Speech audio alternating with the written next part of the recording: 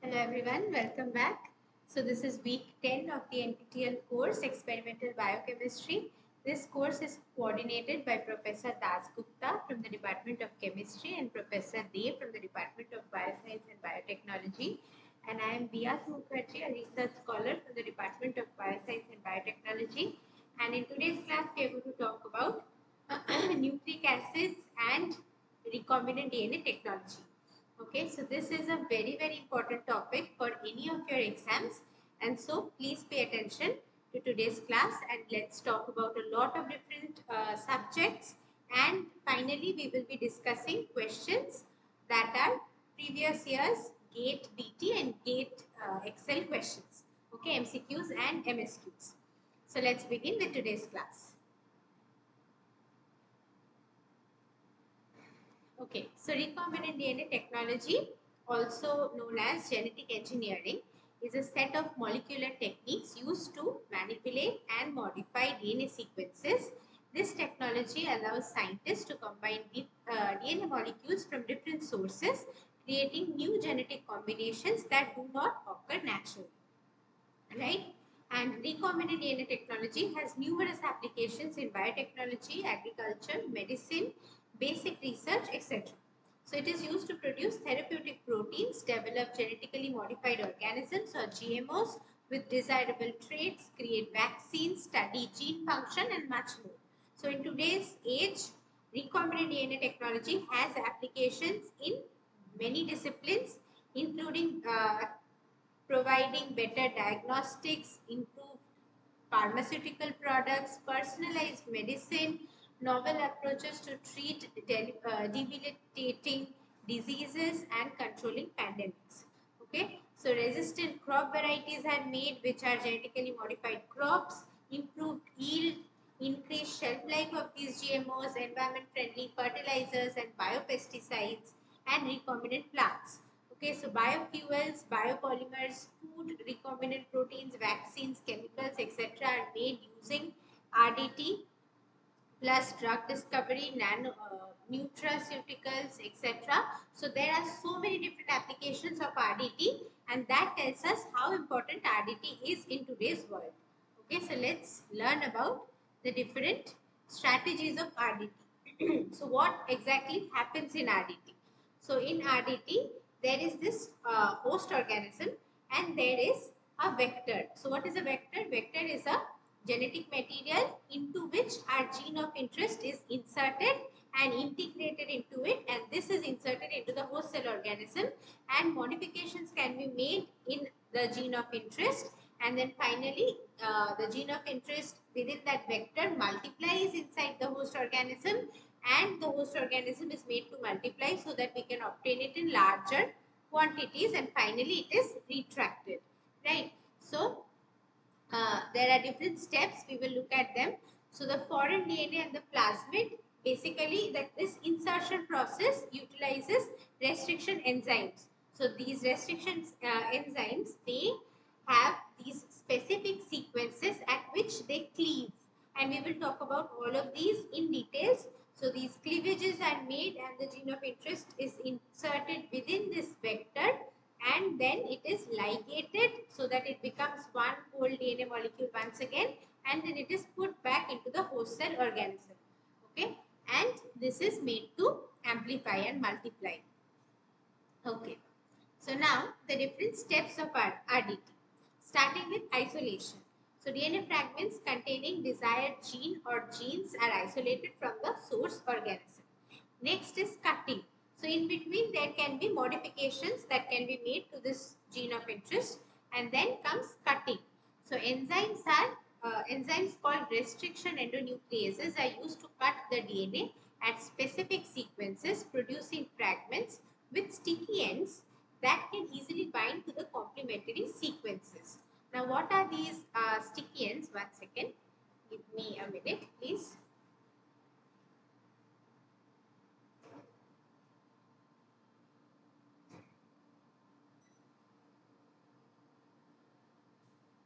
Right. So what are sticky ends? Sticky ends are basically when the two strands of DNA are cleaved. Then there are these single stranded extensions that remain These are called sticky ends. Now it depends upon the restriction enzyme whether it will form these sticky ends or it will not form any sticky ends, and then it will be called blunt end. Okay, so both the DNA strands are ending at the same place, and then that is called a blunt end. Okay, so now sticky ends that easily bind to complementary sequences. So normally in the lab for RDT, normally people use these sticky ended enzymes. Okay, so now insertion. The DNA fragment containing the desired gene is inserted into the vector such as a plasmid or a viral genome, and the vector is often modified to include markers for selection and replication in host organisms. Now transformation. The recombinant DNA molecule is introduced into the host organism such as bacteria, yeast or plants where it is replicated and expressed. Right. So next we have selection. So host cells containing the desired recombinant DNA are identified and selected using markers included in this vector. Okay. And then we have expression. So the recombinant gene is expressed in the host organism, allowing the production of proteins encoded by it, okay, by the gene. Right. So these are the different steps involved in recombinant DNA technology. So let's start with the first step, which is isolation. So isolation involves DNA fragments containing the desired gene of interest that is isolated from the source organism. Okay, so that is done using a process called cloning. So what is cloning? DNA cloning or molecular cloning. So this is a process of making multiple copies of identical genetic of a particular DNA. Okay, so making multiple copies of a particular DNA.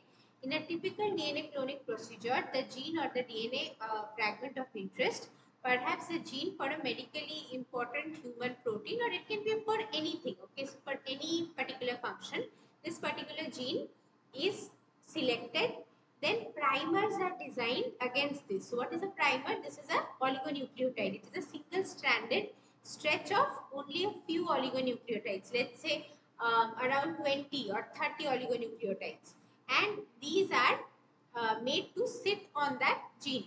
So one is complementary to the 5' to 3' of that gene, and the other one is complementary to the opposite strand of that particular gene, and it is made to amplify using the process called PCR or polymerase chain reaction. And then what happened? Multiple copies of this particular tiny insert are made, and that is cleaned, okay, using this PCR purification process, and it is taken out. So that becomes a gene of interest. Okay, so now let's see what happens. So in the, it is first inserted into a circular piece of DNA called plasmid. So this gene of interest is then inserted into the plasmid. How? Using restriction enzyme. So two different restriction enzymes are used to cleave the two ends of the plasmid and to cleave the two ends of this gene of interest. Now, maintaining that the orientation is perfect, it is inserted and then ligation is done. Okay, we have a guest.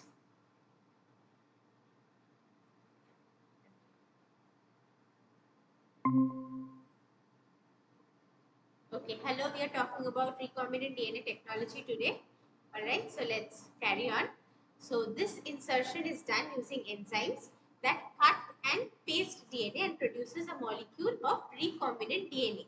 So now the new molecule that is getting formed, this is the vector plus the gene of interest. So this is not natural anymore, right? That is why it is called recombinant DNA, or DNA assembled out of fragments from multiple sources. Okay, so now we will look at this in a little more details. Now, the process of restriction digestion. So interestingly, within the body of bacteria, there is the system of enzymes called the restriction modification system. So this involves two types of enzymes. One are restriction enzymes which cleave foreign DNA. Okay, and the other one is modifying enzymes which modify the own DNA of the bacteria by adding methyl groups. Okay, so now restriction modification system is a defense mechanism of the bacteria and archaea that helps protect the host organism from foreign DNA. Now this foreign DNA can be from a virus that infects bacteria. Okay, such as viral DNA or bacteriophages, or DNA from other organisms. It consists of two main components. One is restriction enzymes. These enzymes recognize specific DNA sequences, typically short palindromic sequence. What is a palindromic sequence? If you can see in this figure, you will realize that this particular restriction enzyme reads a sequence that is GAATTC, and on the opposite strand, if you read from the 3' to 5' end, it is once again GAATTC. So whether it is from 5' to 3' or 3' to 5' in the opposite strand, it reads the same. That is called a palindromic sequence. Okay. And it cleaves the DNA at or near these sequences. Now restriction enzymes are of different types. Now type 2 restriction enzyme is normally what is used in the lab, and it cleaves the DNA at the palindromic sequence. But for type 1 and 3, it cleaves a little away from the palindromic sequence. Now we come to the modification enzymes. So what are these enzymes?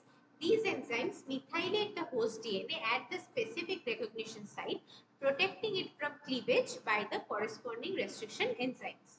The modification enzymes recognize the same DNA sequence as restriction enzymes, but they methylate it. Okay, so at the restriction site, one methyl group is getting added so that the restriction enzyme knows that this is my own DNA. I will not cleave it, and I will cleave the DNA that is not having any methyl group. Okay, that is how the host DNA is protected. Okay.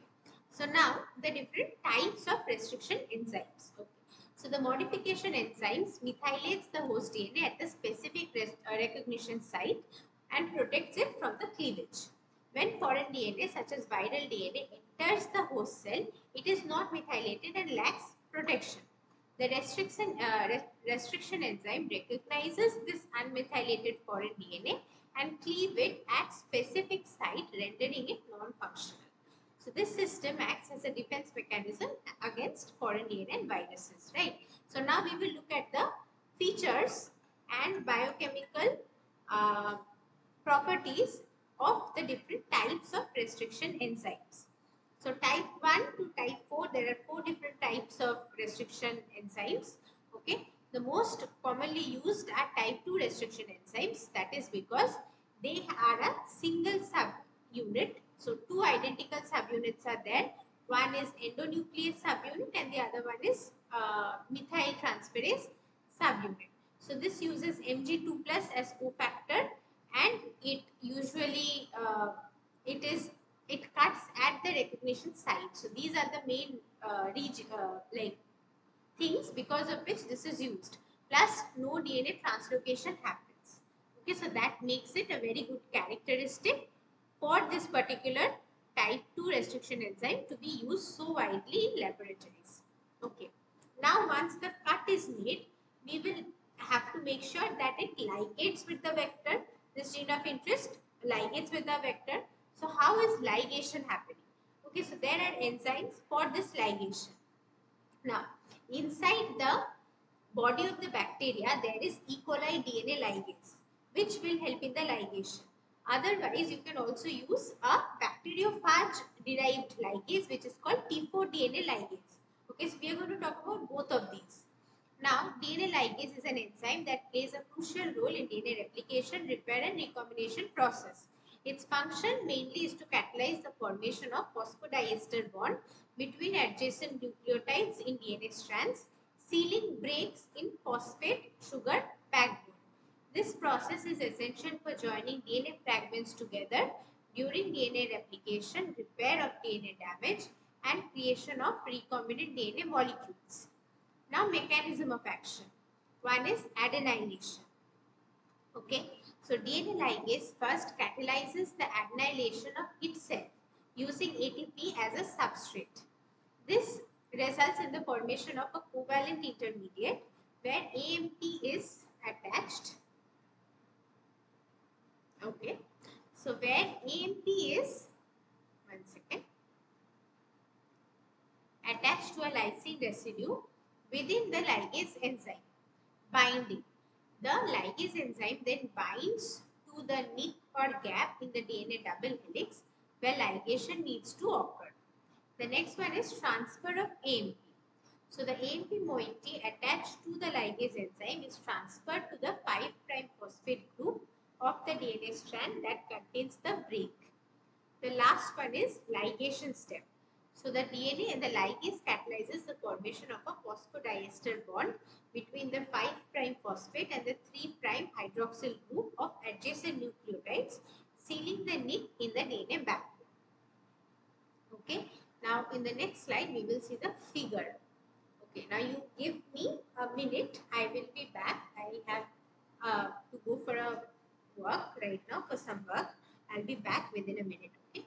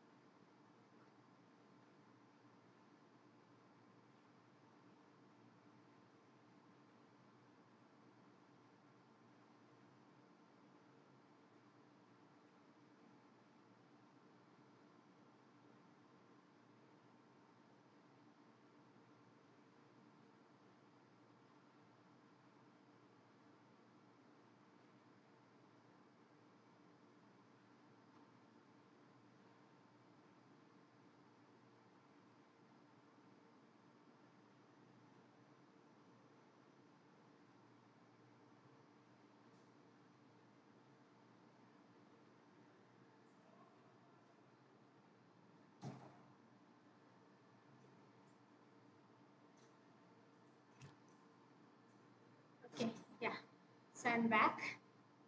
Now, if you see the process involves 3 steps. One is adenylation, the other one is transfer of AMP, and finally it is ligation. Okay, so you can go through all the 3 steps. Right. Now, DNA ligases used in RDT are majorly of 2 different types. One is E. coli DNA ligase and the other one is T4 DNA ligase. Okay, so E. coli DNA ligase is derived from bacterial origin and T4 DNA ligase is obtained from the T4 bacteriophage. Okay, so the optimal activity for T4 DNA ligase for ligation reaction is 16 to 22 degrees centigrade, but its normal activity is perfect at 37. But then we do not do it at 37 because the bonds open up. Okay, so the ligation does not work at 37. It opens up very fast, even though it gets formed very fast. So that is why optimally it is done at 16 to 22 degrees centigrade. Now, substrate preference, you can see that T4 DNA ligase prefers cohesive ends or sticky ends. Okay, and E. coli DNA ligase is better, more effective with blunt ends. Then we have the activity with NICs. So, T4 DNA ligase can join NICs in DNA without a pre-existing 5' phosphate. But then E. coli DNA ligase requires a pre-existing 5' phosphate and 3' hydroxyl group on DNA strands. And reaction condition, E. coli DNA ligase basically requires ATP as cofactor, but T4 DNA ligase requires NADP as cofactor. Okay, these are the different differences. Okay, now we have 2 MCQs on RDT. So the first MCQ is a DNA fragment with 5' phosphate groups is ligated into a vector whose ends are dephosphorylated using alkaline phosphatase. So which of the following is true? So A is both vector and insert ligation will happen. Only vector ligation is prevented. Insert ligation is prevented. Ligation cannot occur at all. The next one is, in a bacterial restriction modification system, which of the following currently explains host DNA protection? Host DNA lacks restriction site. Host DNA is methylated at restriction sites. Restriction enzyme is inactive inside the host. And foreign DNA is unmethylated and degraded only outside the host. Okay. Right. So, in a bacterial, so now we will look at the right answer. So, right answer for the first one is number B. So, option number B. That is because dephosphorylation vector cannot ligate, dephosphorylated vector cannot self-ligate because it does not have 5' phosphate. But insert with the phosphate can ligate to the vector and this prevents vector recircularization. Okay. So, in a bacterial restriction modification system, which of the following currently explains host DNA protection? So, host DNA lacks restriction sites and so host DNA is protected by methylation while the unmethylated foreign DNA gets cleaved. Okay. So, these are the 2 answers that we have. Now, we come to sticky ends and blunt ends. So, the image is given for your reference.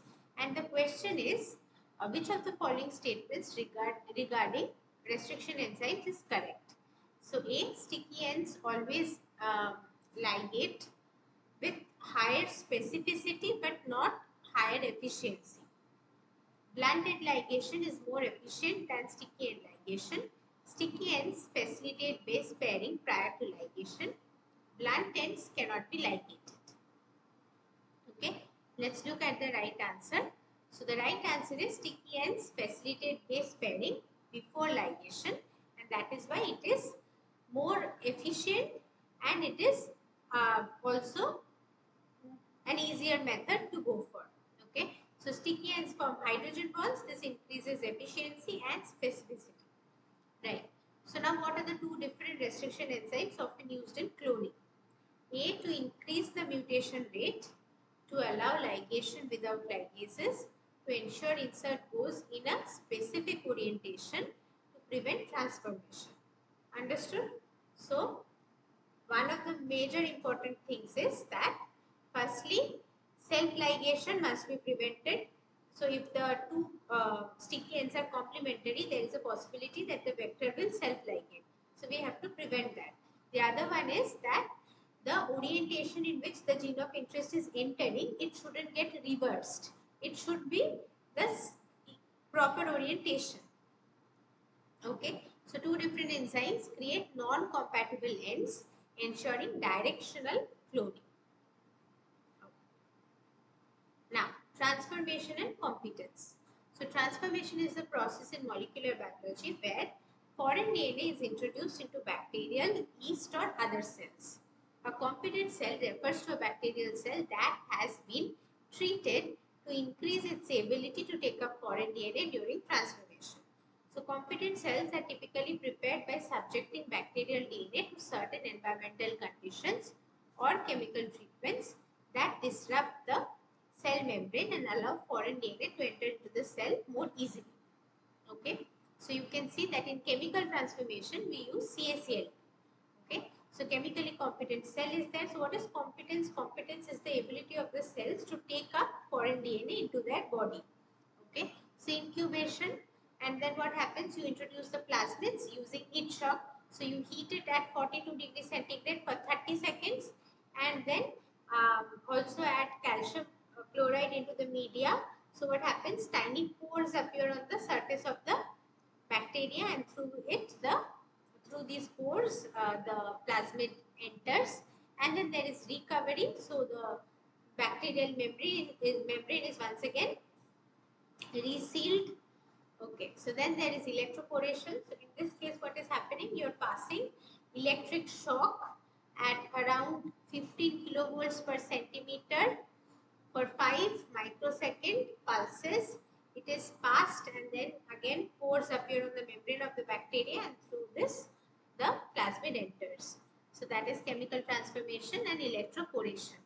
Okay. Now the process of recombinant DNA technology. So besides this chemical transformation and electroporation, there are other methods. We will talk about them as we proceed. Okay. So the process of rDNA technology. So plasmid typically contains an antibiotic resistance gene. Now what is this plasmid DNA and why is it there inside a bacteria? Now if it is not a DNA that is required for the survival of that particular bacteria, the bacteria would not have it within its body. It would throw it out, right? It would degrade it. But then why is that not happening? Even though it is not important for the replication and then protein formation inside the bacteria, it is required for some other activity. Okay, so this plasmid is a self-replicating double-stranded circular DNA within the bacteria, which provides a specific purpose, let's say some kind of advantage to that bacteria for its survival. This can be resistance to antibiotics. It can be better like transmission of genes. It can be some production of some kind of toxin which will kill its surrounding organisms, or some kind of secondary metabolite, or some kind of advantage it is giving to that particular bacteria. That is why the bacteria is retaining that plasmid. Okay. Now we will use that particular property of plasmid to ensure that our gene of interest is maintained within the bacteria and it is not lost in the process. Okay. So the bacteria that took up the plasmid can be selected on nutrient plates containing the antibiotic. So now the bacteria that took up the plasmid is called the transformant, and the bacteria that did not take up the plasmid is called non-transformant. So in the antibiotic containing plate, only the bacteria that have this plasmid in them, which has the property of antibiotic resistance gene, will grow, others will die. So that is a form of selection. Okay. Now bacteria without the plasmid will die, and the bacteria carrying the plasmid can live and reproduce and form these colonies.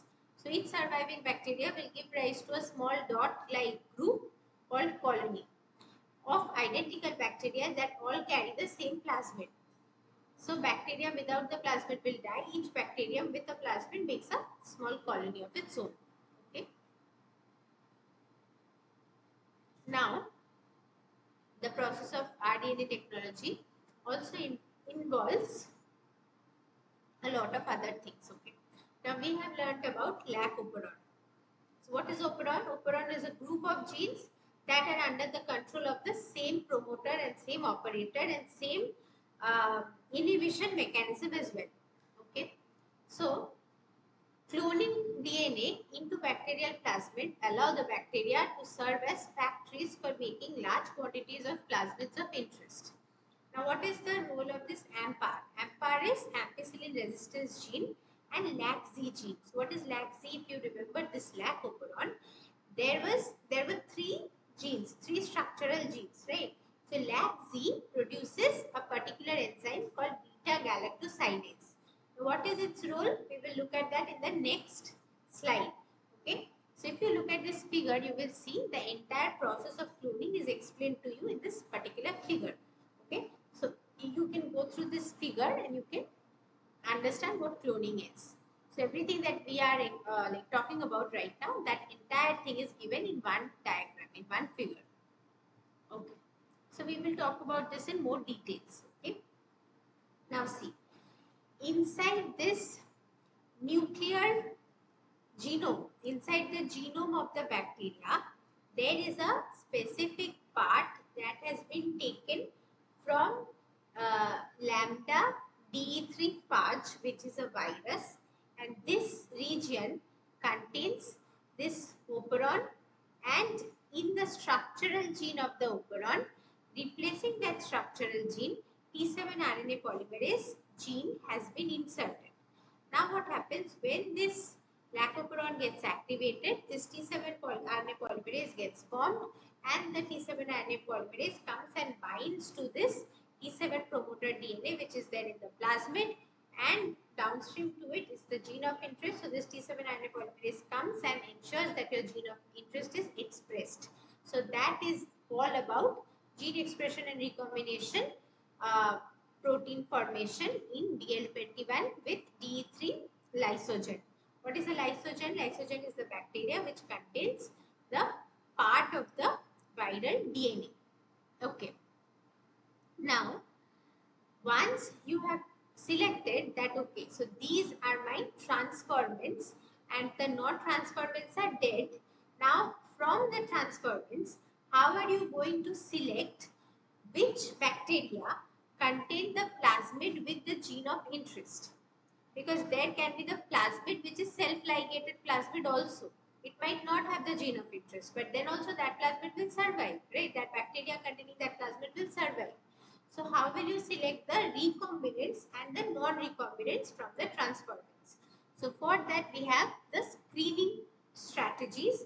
There are many methods such as insertional inactivation and blue-white screening and other methods.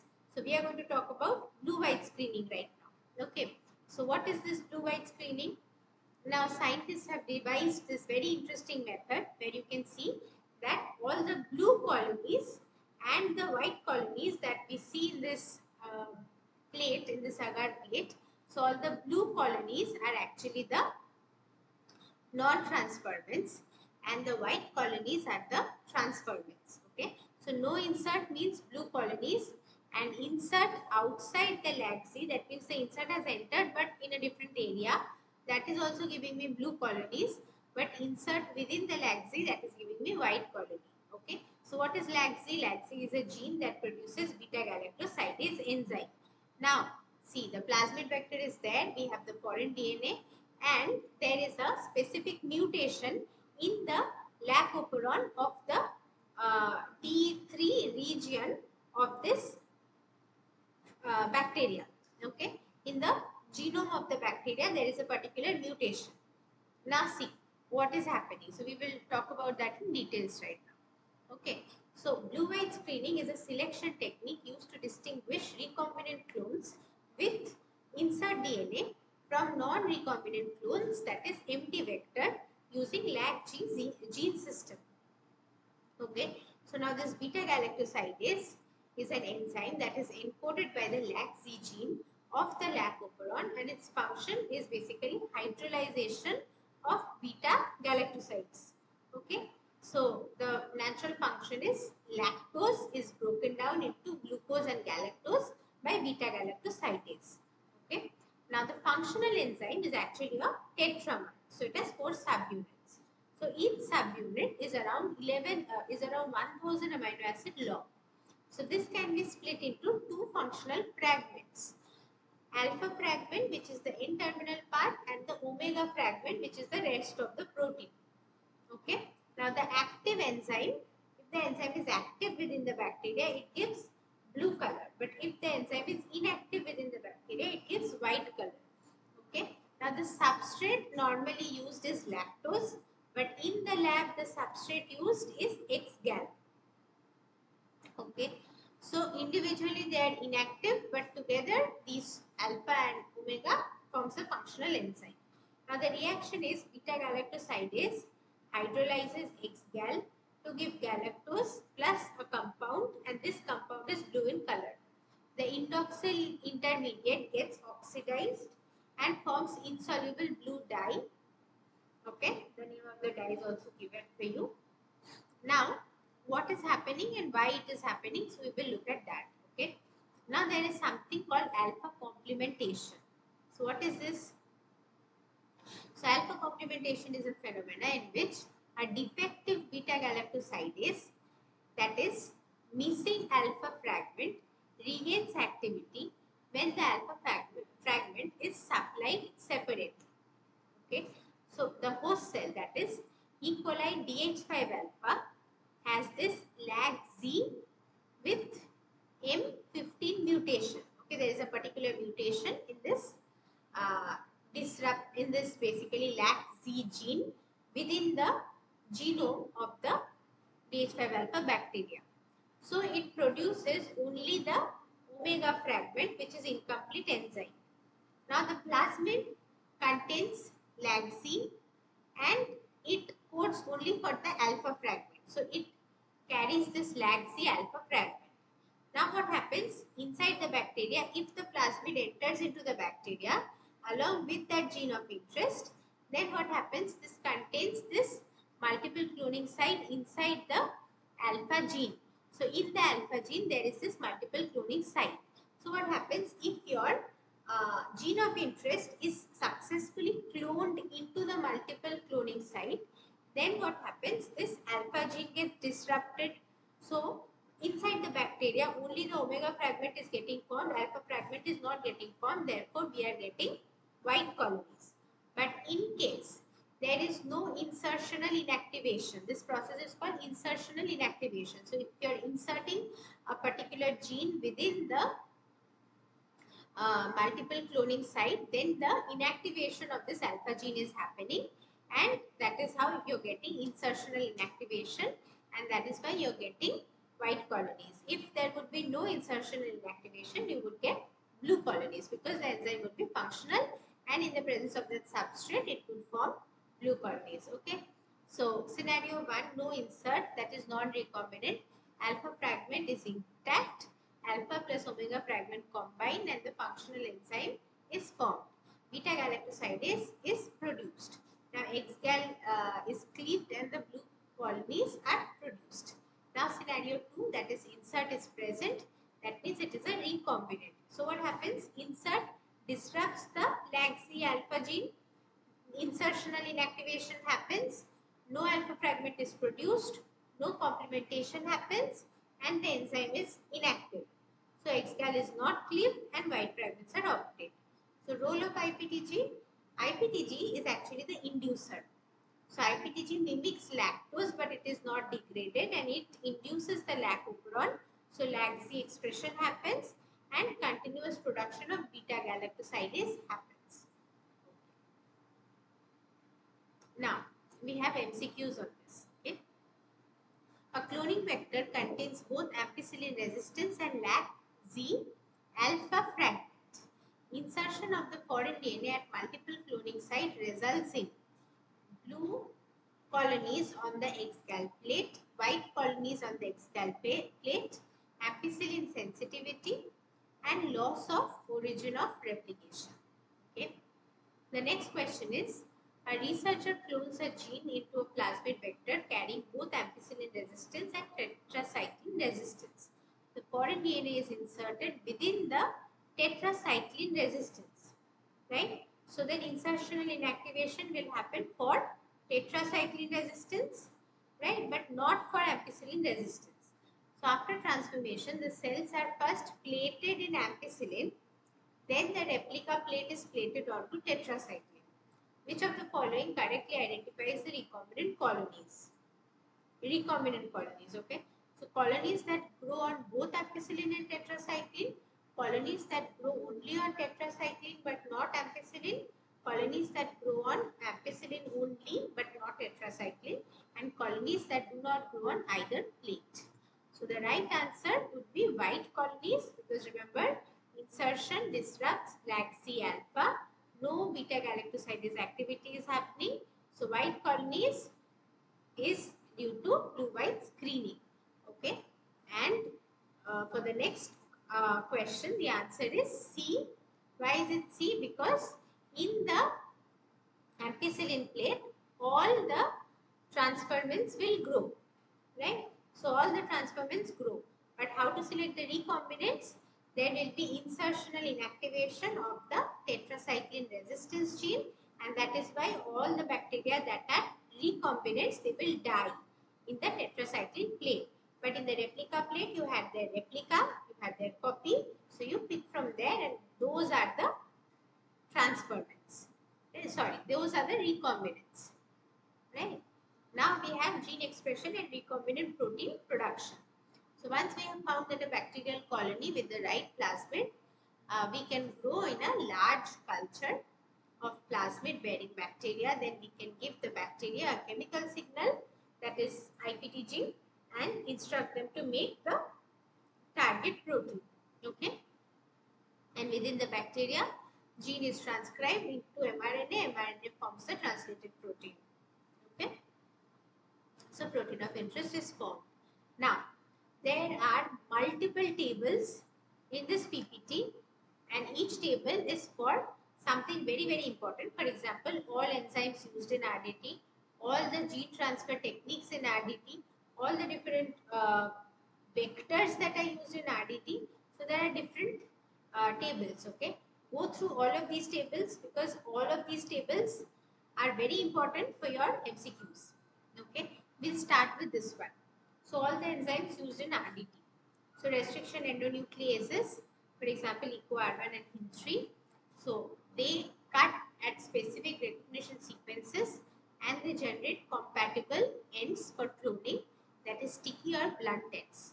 DNA ligase, hypo-DNA ligase, for example, it's a ligase enzyme, and it forms phosphodiester bond between DNA fragments. Okay, 3' OH and 5' phosphate. So joins the insert with the vector. Then you have alkaline phosphatase. Alkaline phosphatase removes the 5' phosphate group. Okay, prevents vector self-ligation. Then you have polynucleotidal kinase, which is PNK. So this adds phosphate to the 5' OH ends, required for ligation if the phosphate is missing. DNA polymerase 1, polymerase, fills gap and has exonuclease activity. It is used for nick translation and second strand synthesis during DNA replication. Okay. Now there is something very important called Klenow fragment. What is this Klenow fragment? This is actually a part of the DNA polymerase 1 protein. Okay. So this Klenow fragment retains the 5' to 3' polymerase activity, which is needed for DNA synthesis, and it lacks the 3' to 5' exonuclease activity or proofreading activity. Sorry, it retains this proofreading activity as well, and it lacks the 5' to 3' exonuclease activity. Okay, so it cannot cleave, but it can proofread and it can synthesize DNA. So functions in RDT, it helps in filling up the 5' overhangs to create blunt ends. So if blunt ends are required, this is used. Synthesis of complementary DNA strands and end labeling of DNA. Okay. Now, Klenow fragment is a polymerase fragment that lacks 5 to 3' exonuclease activity, fails in reactions, blunt end formation. So Taq DNA polymerase, this is very important because this is a thermostable polymerase and it synthesizes DNA at high temperatures, PCR amplification, etc. Okay. Exonuclease 3 is again important because this removes nucleotides from the 3' end. Generate deletions and mapping. S1 nuclease, endonuclease, it cleaves single-stranded DNA and removes overhangs to make blunt ends. So these are the different enzymes. Now we will talk about the different vectors used in RNA. Okay. So different vectors, for example, plasmid vector. The host cell is bacteria.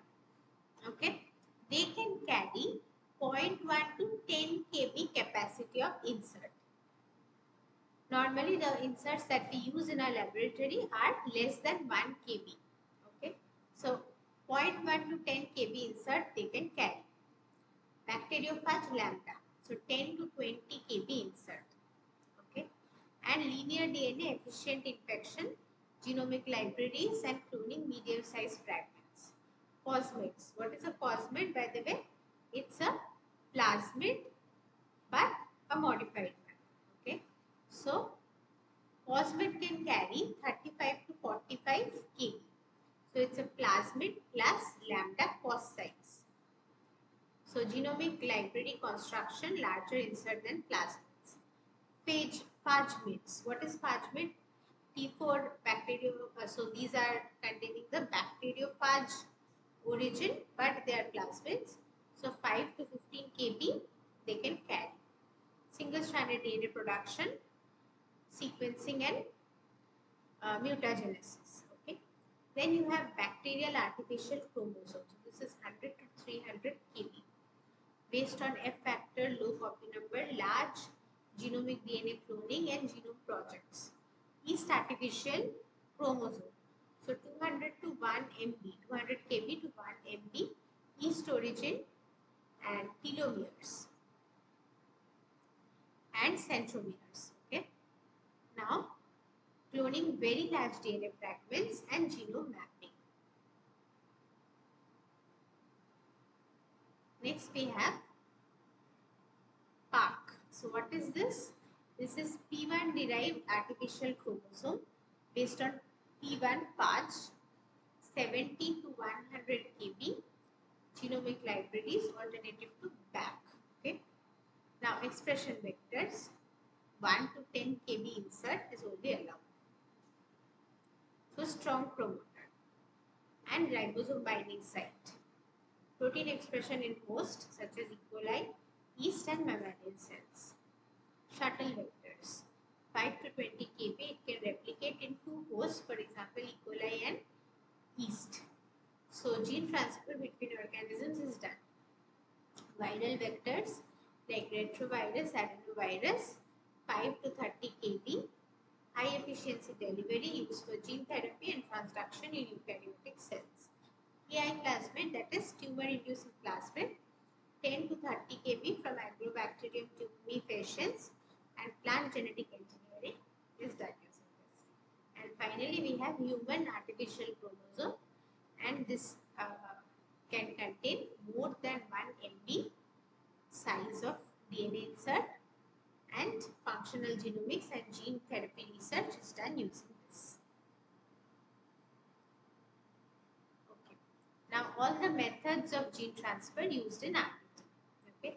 Chemical transformation using CSAL2 and heat shock. This is non-viral type and it is used for bacteria. It is effective for small DNA less than 10 kb capacity and plasmids. Widely used for uptake for plasmid. Okay. Electroporation. Once again, it's a physical technique. Bacteria, yeast, plant, animal cell, it's useful for all of these. Moderate to large, that is 1 to 100 kb size DNA can be picked up using electroporation. High efficiency creates transient pores using electric pulse. We saw that in the previous slides. transduction, that is phage mediated. It is a viral technique and the host organism is bacteria. So 10 to 50 kb depends upon the phage, and it uses bacteriophage, for example lambda phage and P1 phage to transfer DNA. Next comes conjugation, cell to cell transfer done in bacteria, large, that is more than 100 kb possible, transfer via pilus. Okay, and F plasmid mediated transfer. Next you have liposome mediated transfer or lipofection. So this is again a chemical method useful for animal cells, small to moderate, that is less than 20 kb, DNA enclosed in lipid vesicles, common in plasmid cells, microinjection, physical, animal cells, example oocytes, embryo, etc. More than 100 kb, direct injection into nucleus, very precise but low throughput. Gene gun, that is biolistics.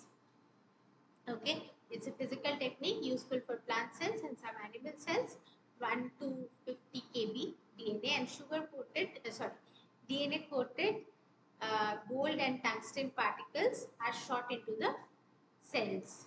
Okay, now Agrobacterium-mediated transfer useful for plants, and tDNA region is transfer or transfer DNA region, that is 10 to 30 kb, and highly efficient plant transformation using TI plasmid. So viral transduction, once again retrovirus and adenovirus, okay, and adeno-associated virus, useful for animal cells. 5 to 30 kb, high efficiency used in gene therapy. Okay. Now, finally, we have calcium phosphate transfection, useful for mammalian cells, small to moderate, that is less than 20 kb gene can be transferred, and DNA precipitate enters the cells, inexpensive but lower efficiency, and DEAE dextran method, so animal cells, small, that is less than 10 kb, temporary expression often used in transient transfection. Protoplast fusion, so cell fusion, plant cells and fungi, large whole genome possible, fusion of cells without cell wall. So a small summary is given for your understanding. You can go through that.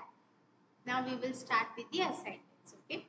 So recombinant plasmids are added to bacterial culture that has been pre-treated with dash ions to join two different DNA fragments. Which of the following enzymes are used?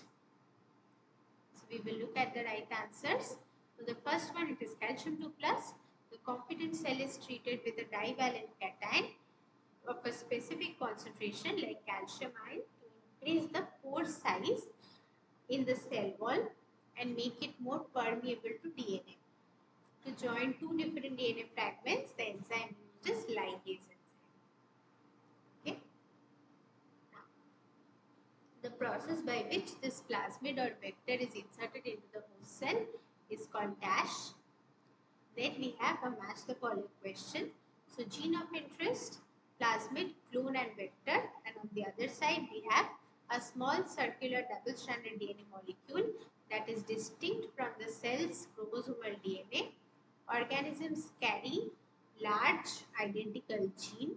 DNA molecule used as a vehicle to artificially carry foreign genetic material into another cell where it can be well expressed. DNA segment that is to be inserted or deleted. Okay, we will look at the right answers. The right answer for the first question is transformation. The right answer for the next one is option number A, which tells you that 1 is 4. So gene of interest is a DNA segment that is to be inserted or deleted, and then 2 is 1. So plasmid is a small circular double-stranded DNA molecule that is distinct from the cell's chromosomal DNA. Clone is organism carrying identical gene, and vector is a DNA molecule used as a vehicle to carry artificial foreign genetic material into another cell where it can be well expressed. Okay, now we have 2 more questions. In PCR, magnesium cations are used. What is the reason? What is the role of selectable markers? So selection marker and screening marker, these are the two different markers. Okay, so what is the role of selectable markers in cloning vector? Okay, so maintaining the vector in the cells, selective survival of the cells that have the vector, increasing the cell growth and expressing the gene in the cell. So we will look at the right answers. The right answers are magnesium ion is a cofactor for DNA polymerase enzyme. Okay, so it is used in PCR reaction. And the second one is that the selectable marker is actually the antibiotic resistance gene. Remember that. That is called the selectable marker. So this helps in selective survival of the cells that have the vector. So selective survival of the transformants. Now, 3 more questions. So this is a multiple cloning site in a vector has promoter site, unique restriction sites, DNA ligation site and antibiotic resistance site. Which of the following should be present in a vector? Cloning site, antibiotic resistance gene, origin of application, all of the above. What will happen if the origin of replication is missing in a vector? The vector will not replicate, vector will not survive in the cell, vector will not contain the gene of interest and the vector will not be taken up by the cell. Okay, we will see. So, MCS must contain unique restriction sites.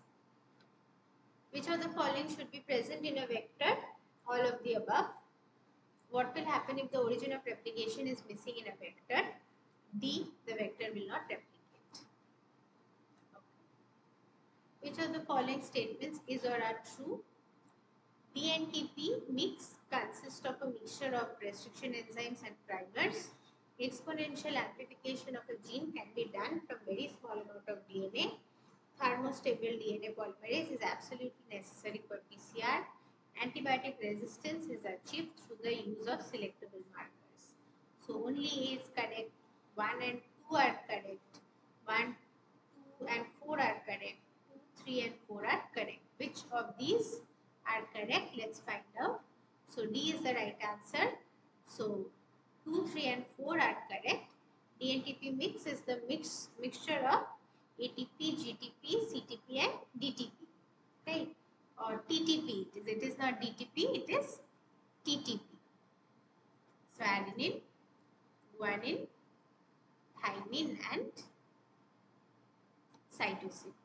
All of these are there. Okay. Right.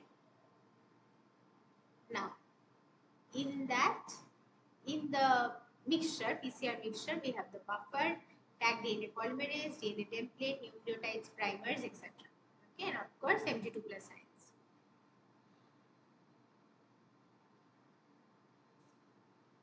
Now, PCR or polymerase chain reaction is a molecular biology technique used to amplify specific segments of DNA.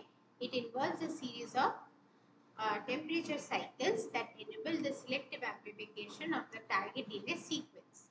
So, first step of PCR is denaturation, where 95 degrees centigrade is used and the DNA strands separate out, and then annealing is done at a temperature which is 5 degrees below the melting temperature of the primers. Okay, and here it is shown as 55 degrees centigrade, so that means the primers were annealing at 60 degrees centigrade. Right, so the primers adhere to the DNA strands.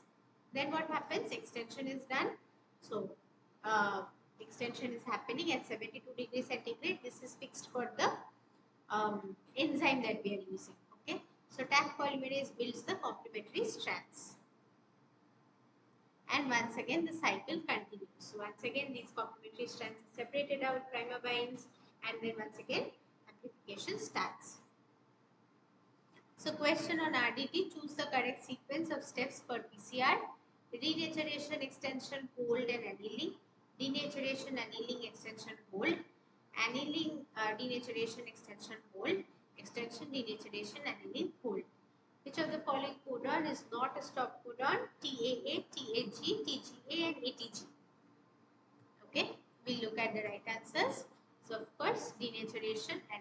extension, and hold. So hold means that it is being held at a specific temperature of 4 degrees centigrade. Okay, we want the enzyme to get inactivated because the enzyme's optimal activity is at 72, so it will not be functional at that low temperature. Okay, that is why we are holding it. Okay, and what about the stop codons? You know that ATG is the start codon, it is not the stop codon. Okay, so the rest of these are all stop codon. Now, temperature cycles in a polymerase chain reaction are in the order 95, 60 degrees, 72 degree, 95, 72, 60, 60, 72, 95, 72, 60, 95. Okay, so the middle one can be anything, but it should be less than 72. And the first one is always 95 and the last one is 72 depending upon the enzyme. Okay. Now, which of the following statements is true for heat shock method? This method is used to kill the bacterial growth. It increases the cell permeability of the bacterial cells. In this process, competent cells were incubated in 42 degrees centigrade for 45 minutes. The competent cells are heated at 95 degrees centigrade. Okay, that is crazy. Right. So we come to the right. We come to the right answers, right? So option number A is correct for the first one, and for the second one, it is 42 degrees centigrade for 45 seconds, not minutes. Okay, it increases the cell permeability of the bacterial cell, that is correct. And heating the competent cell at 95 degrees centigrade is a crazy idea because it takes 2 days to make a batch of competent cell and you protect it with your life. So killing the competent cells is very, very, sad for the researchers actually. Right. So now we have some GATE BT questions on RDT. So these are questions from the year 2026 to 2019 that were asked in GATE BT examination. Okay. So let's go through with these questions. So first we'll start with CRISPR-Cas. Now you know that CRISPR-Cas is one of the major hot topics for your exams. So it's best if you learn about it. Okay. So CRISPR-Cas is a genome editing tool derived from a bacterial immune system that allows precise cutting and modification of DNA. So CRISPR is the name for clustered, regularly interspaced, short palindromic repeats. Okay. And Cas9 is a enzyme that cleaves DNA. So it is a CRISPR-associated endonuclease DNA cutting enzyme. Okay. Now, if you see, when the foreign DNA comes, the foreign DNA has a target sequence, which the target sequence is also present within the bacteria, within the assembly, CRISPR assembly of the bacteria. And what happens is the mRNA is produced, and then this guide RNA guides the endonuclease or the Cas nuclease to go and bind to this foreign DNA and cleave it. Okay. So initially, when that particular virus had infected that bacteria, it left behind this own sequence due to transduction possibly, and that is why it is present within the bacteria. And this is used as a mechanism to protect the bacteria from infection by the same virus once again. Okay. So bacteria uses CRISPR-Cas9 to defend against viruses or bacteriophages. Virus infects bacteria. Bacteria stores the viral DNA fragments in CRISPR locus. On reinfection, RNA guides Cas9 to viral DNA. Cas9 cuts and destroys the viral DNA. Give me a second.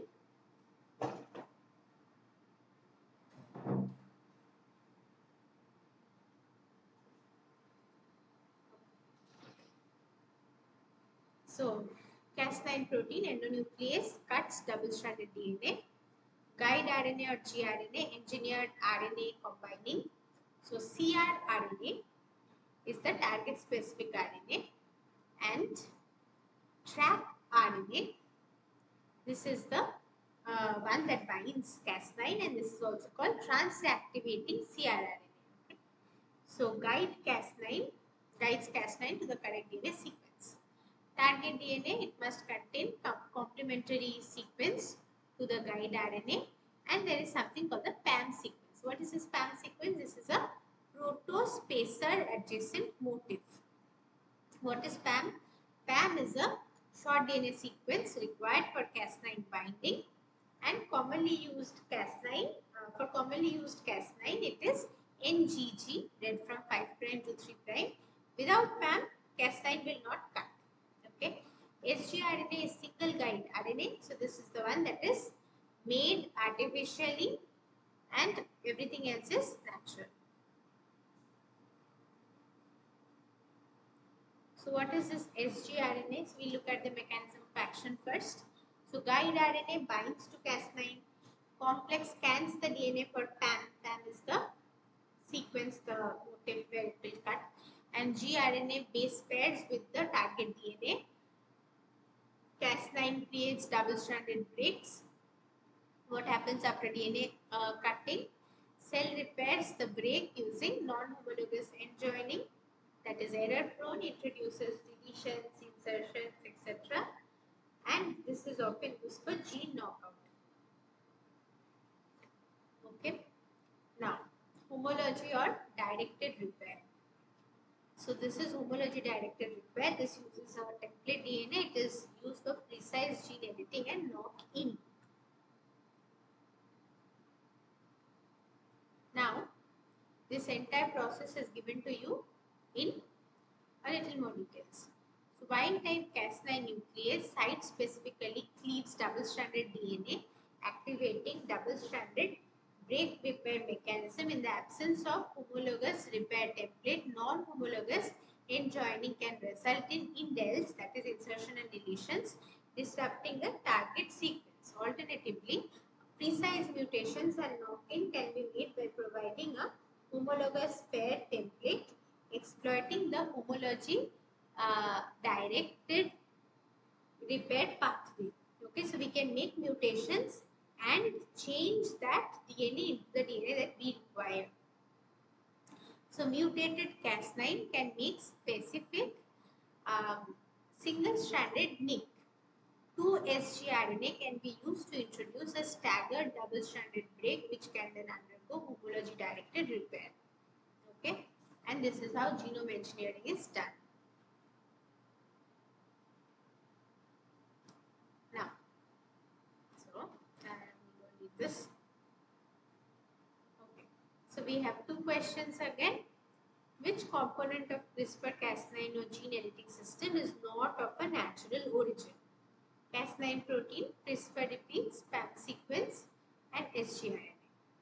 Which of the following host is used in mammalian cell culture for the production of glycosylated recombinant therapeutic proteins?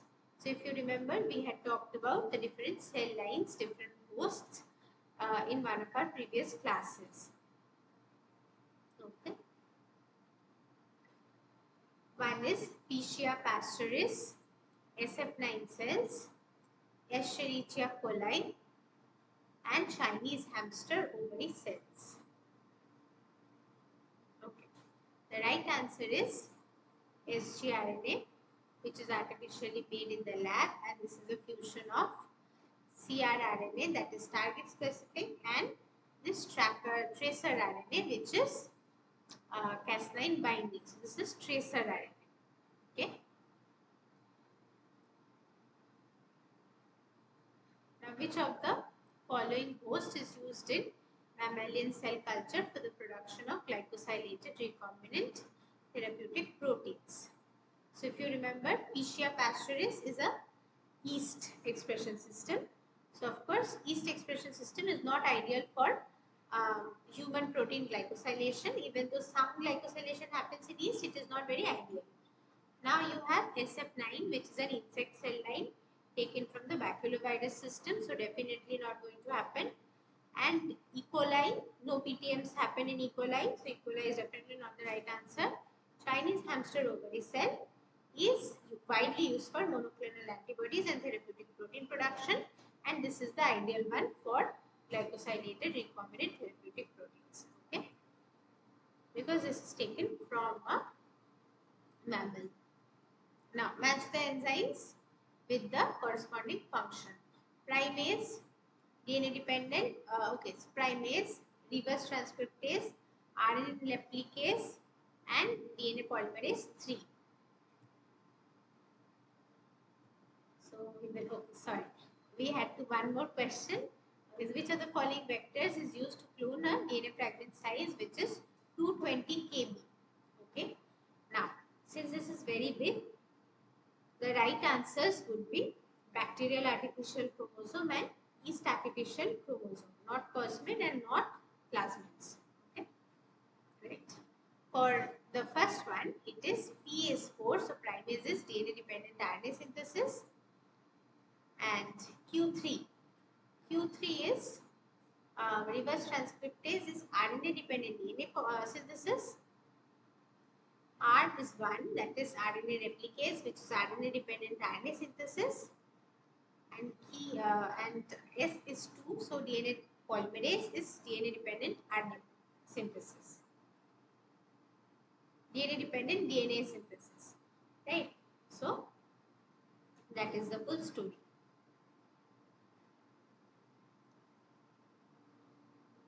Okay, we have 2 more questions. DEPC or diethyl pyrocarbonate, cesium chloride, ethidium bromide, and you have EDTA. What are each of these used for? Chelation of magnesium ion during DNA purification. We have talked about this in the previous class. Prevention of RNA degradation in aqueous environment. Also in the previous class we have talked about this. Right? Separation of DNA by density gradient centrifugation. We talked about this in our last class. Staining of RNA in agarose gel. Once again we have talked about this previously. Correct? So how are you going to match them? And the next question is the recognition sequence for the 4 type 2 restriction enzymes are given below. The symbol, this down arrow indicates cleavage site. Identify the restriction enzyme that generates sticky ends. So if you look at these, you will see that only one of them is forming one base extension, right? All the others are cutting at equal distance from both the ends, and so therefore when you go for the each strand, they will be all blunt ended, right? So the right answer is D in this case, which is P is 2, so that is DEPC. What is DEPC used for?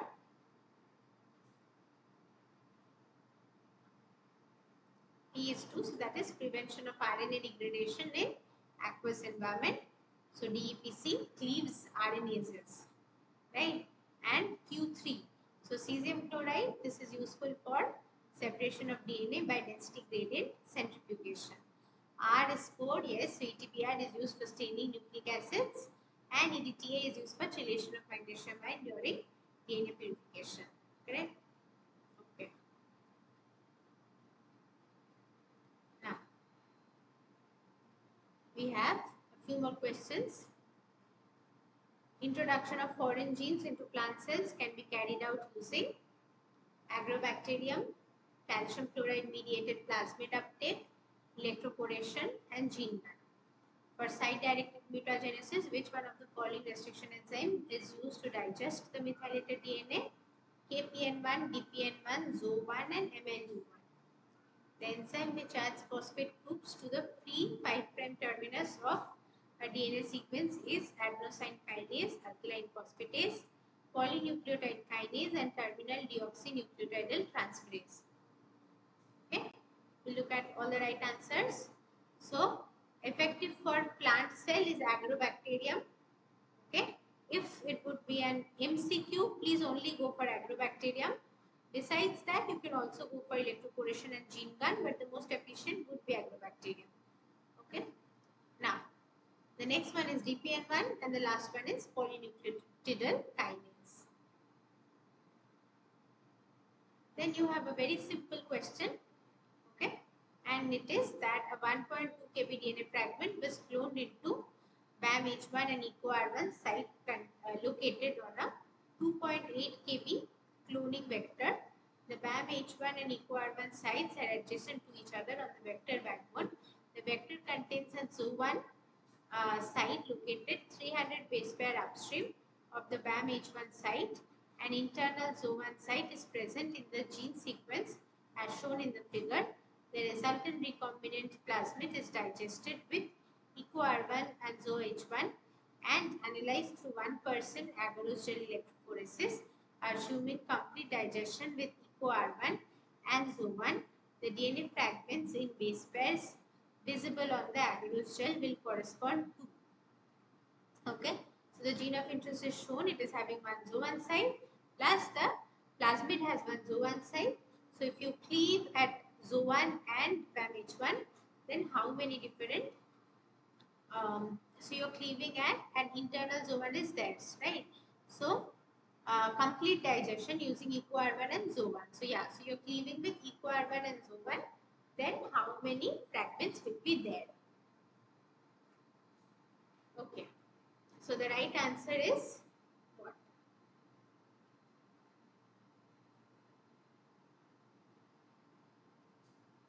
Right. So the right answer is here. It is 2500, 700 and 800. How is that coming?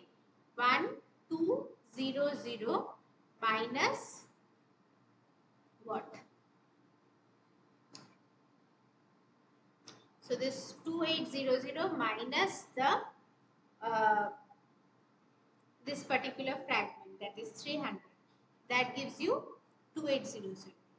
Okay, because you are cleaving at ZO1 and EcoR1. So this entire remaining part comes.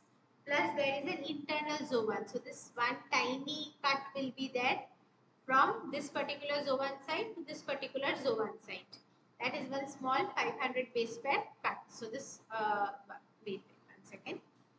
Yeah. So this is 300 base pair.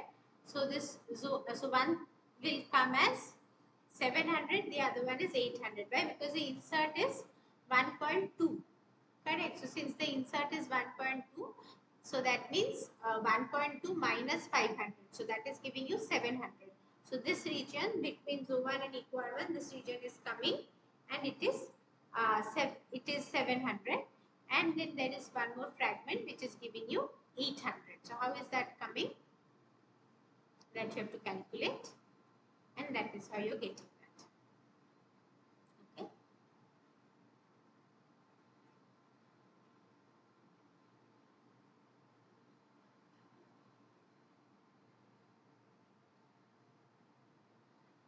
So now we will go to the last question for today. TI plasmid or the tumor-inducing plasmid.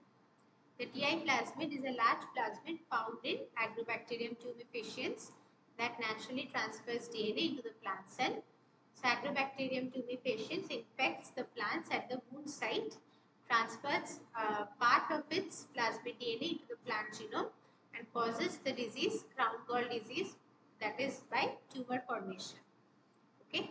There are different regions in this TI plasmid, including tDNA or the transfer DNA. It gets transferred into the plant genome. Virulence gene helps in processing of the transfer of tDNA. Opine synthesis genes produces unusual compounds or opines used by the bacteria. An origin of replication, that is replication within the bacteria, right? So natural genes in tDNA are auxin and cytokine synthesis genes, which are useful for tumor formation, and opine synthesis gene, which is necessary nutrient source for bacteria. That is why the bacteria will contain this plasmid, otherwise it will not contain this plasmid, right? But then this tumor formation is something that we do not need, and that is why this tumor tDNA segment is a 10 to 30 kb segment that is transferred into the plant, flanked by left and right border sequences. The mechanism of gene transfer is the plant wound releases signals, activates the virulence genes in the bacterium. tDNA is excised as a single strand and transferred into the plant cell via secretion system integrated into the plant genome. to ensure that the viral plasmid carrying the viral gene, they are not dying by any way. Okay. So, and the modified or TI plasmid, so this is made by man. How is it different from the natural one? You see, the tumor causing genes are removed. Okay. So, tumor causing all the genes are removed. Insert the gene of interest. Keep the border sequences plus virulence genes. Okay.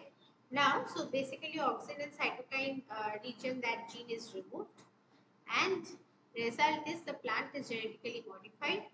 No tumor formation is happening, and the application is that transgenic plants or pest resistant crops are made, crop improvement is done, and gene expression studies are also done using this TI plasmid. Okay, so that's it for today.